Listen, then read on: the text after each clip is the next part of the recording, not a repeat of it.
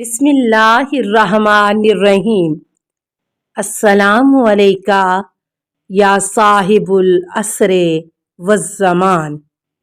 اولاد کے حقوق کے ششم، انبیاء و ائمہ کے مقدس ناموں پر نام رکھنا یا جن ناموں سے خدا کی بندگی ظاہر ہوتی ہو۔ نمبر 1، حضرت شیخ کلینی باسناد خود ابو الاسحاق ثعلبہ سے اور وہ ایک شخص سے اور وہ حضرت امام محمد باقر علیہ السلام سے روایت کرتے ہیں، فرمایا سب سے زیادہ سچے اسماء وہ ہیں جن سے خدا کی بندگی ظاہر ہو، اور سب سے افضل نام انبیاء کے نام ہیں۔ الفروع، التہذیب، مانی الاخبار۔ نمبر 2، فلاں بن حمید نے حضرت امام جعفر صادق علیہ السلام سے اپنے بیٹے کا نام رکھنے میں مشورہ کیا، فرمایا ایسا نام رکھ جس سے خدا کی بندگی ظاہر ہو۔ اس نے عرض کیا کون سا نام؟ فرمایا جیسے عبد الرحمن۔ الفروع۔ نمبر 3، جناب حسن بن شیخ توسی باسناد خود اسبا بن نباتہ سے اور وہ حضرت امیر سے روایت کرتے ہیں، فرمایا حضرت رسول خدا صلی اللہ علیہ وآلہ وسلم کا ارشاد ہے کہ جس گھر میں کسی نبی کے نام والا کوئی شخص رہتا ہو تو صبح و شام خدا ایک فرشتے کو بھیجتا ہے جو ان کی تقدیس و تطہیر اور تبریک کرتا ہے۔ امالی فرزند شیخ توسی۔ بچے کا نام محمد رکھنا مستحب ہے، اور جس کا نام محمد، احمد یا علی ہو اس کا احترام کرنا مستحب ہے۔ نمبر 1، حضرت شیخ کلینی باسناد خود احمد بن محمد سے اور وہ بعض اصحاب سے اور وہ حضرت امام جعفر صادق علیہ السلام سے روایت کرتے ہیں، فرمایا ہمارے ہاں جو بچہ بھی پیدا ہوتا ہے ہم اس کا نام محمد رکھ دیتے ہیں، اور جب 7 دن گزر جائیں تو اگر چاہیں تو نام بدل دیتے ہیں یا اسے بحال رکھتے ہیں۔ الفروع، التہذیب۔ نمبر 2، سلیمان بن سماح اپنے چچا عاصم کوزی سے اور وہ حضرت امام جعفر صادق علیہ السلام سے روایت کرتے ہیں، فرمایا حضرت رسول خدا صلی اللہ علیہ وآلہ وسلم ارشاد فرماتے ہیں کہ جس شخص کے ہاں 4 بیٹے پیدا ہوں اور وہ ان میں سے کسی ایک کا نام بھی میرے نام پر نہ رکھے تو اس نے مجھ پر جفا کی ہے۔ الفروع، التہذیب۔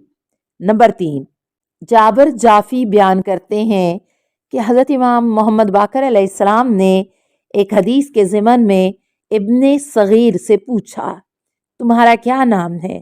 عرض کیا محمد۔ کنیت کیا ہے؟ عرض کیا علی۔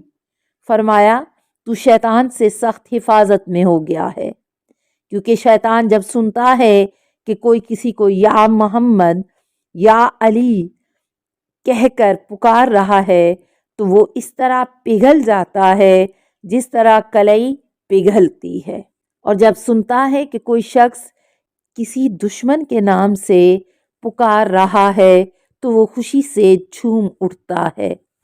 الفروع۔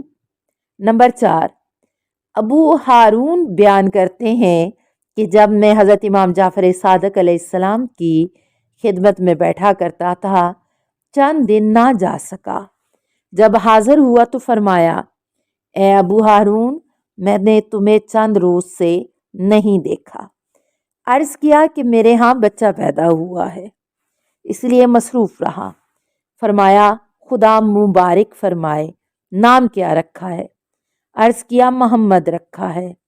امام علیہ السلام یہ سن کر رخسار کے بل زمین کی طرف جھکے اور 3 بار فرمایا محمد محمد محمد، قریب تھا کہ آپ کا رخسار زمین سے مل جائے۔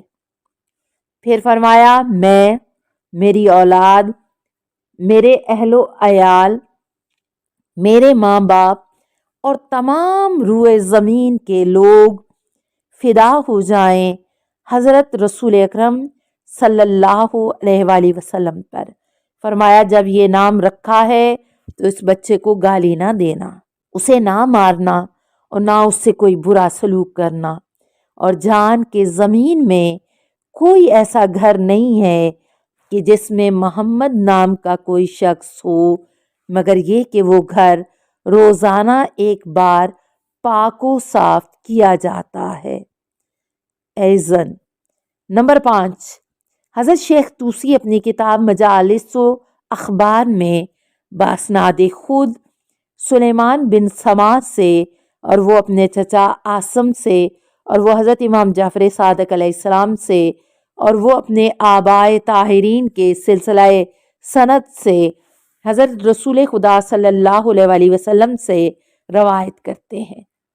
فرمایا کہ جس شخص کے ہاں 3 بیٹے پیدا ہوں اور وہ ان میں سے کسی کا نام محمد نہ رکھے تو اس نے مجھ پر جفا کی ہے۔ المجالس والاخبار نمبر 6، جناب شیخ احمد بن فہد ہلی حضرت امام علی رضا علیہ السلام سے روایت کرتے ہیں۔ فرمایا جس گھر میں محمد نام والا شخص موجود ہو اس گھر والے صبح و شام خیر و عافیت سے کرتے ہیں۔ عدت الدائی نمبر 7، جناب شیخ فضل بن حسن الطبرسی اپنی کتاب صحیفہ رضا میں باسناد خود حضرت امام رضا علیہ السلام سے اور وہ اپنے آبائے طاہرین کے سلسلہ سند سے حضرت رسول خدا صلی اللہ علیہ وآلہ وسلم سے روایت کرتے ہیں۔ فرمایا جب کسی بچے کا نام محمد رکھو تو پھر اس کا احترام بھی کرو، محفل میں اسے کشادہ جگہ دو اور اس کے لیے چہرہ نہ بگاڑو۔ صحیفہ رضا عیون الاخبار نمبر 8، اسی سلسلہ سند سے حضرت رسول خدا صلی اللہ علیہ وآلہ وسلم سے مروی ہے۔